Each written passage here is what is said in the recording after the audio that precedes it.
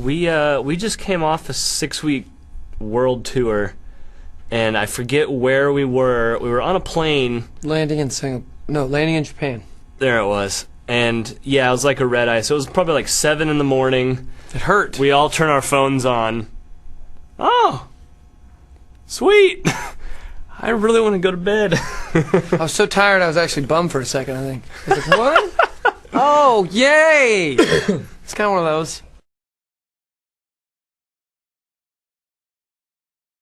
We got to go to a couple different places we've never been to before. Singapore and New Zealand, which is beautiful. And everybody there was super nice. And, that we got good support from our label there. And yeah, all the kids knew all the songs, even the old ones. So I wish we would have gone there before. It's weird when a kid comes up to you in Singapore and goes, man, you guys got to play Malaysia. Like, that's just like the most, I felt really like, wow, I am halfway around the world.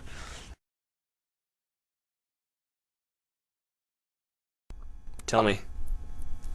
Nick does this thing with his hands when he's ordering food. All right. Now, so you got the maitre d' guy coming up. He's like, so would you recommend this Shiraz or this Bordeaux that I'm just really dying to dive into? I can't tell what my palate's ready for. What always seems to happen is I'm like, fish or boar? I'm just trying to think of two, like, completely opposite things, and they're kind of different. No, the best is when really different. The best is when you're like, how are they different? You're like, well, this is fish. Well, no. This is something I noticed going overseas. Normally I'm like, well, what do you like better? And I guess it was in Singapore. I'm like, okay, so the steak with salt or the steak with barbecue sauce? Neither of them really sound appetizing, but that's the two ways it came. Only two ways. And she's like, one's with salt, one's with barbecue sauce. I'm like, okay, what's better, salt or barbecue sauce? Yes, one has salt, one has barbecue sauce. God damn it! And English, give me chicken. No, and English is the primary language in Singapore, so it's not like there was any sort of anything lost in translation. It was just like, what's better, the chicken or the beef? The chicken is like chicken, and the beef, it tastes of beef. Precisely.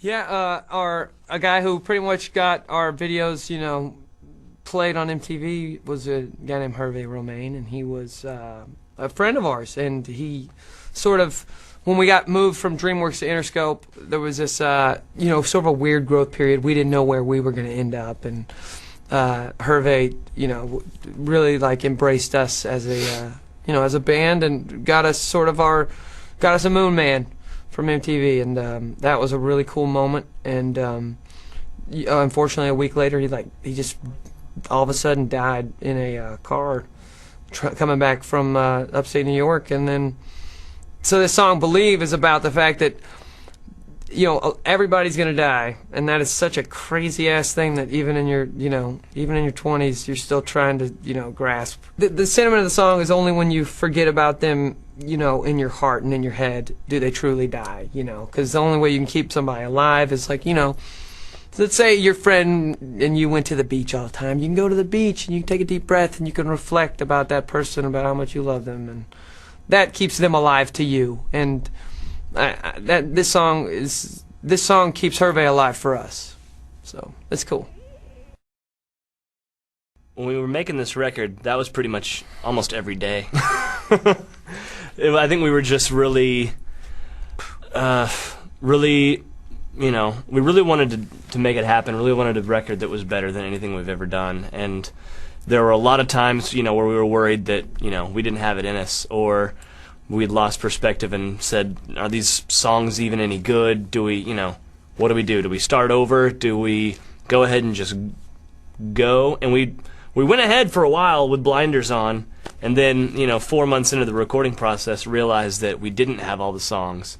We got in a bus and drove around the country for 2 weeks, and that actually gave us the fresh perspective we needed, to come back in. But I think, I was remembering this moment that was, I think, one of the last ones where I was throwing everything out the door. And I was like, I looked at this is the place we were at is actually ironic. We're in a hot tub.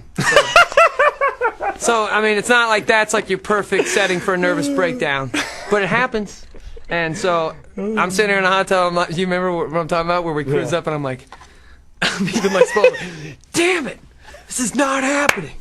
And I'm like literally panicking, having a panic attack in a hot tub like this. So it's not like what was happening on the outside was totally weird.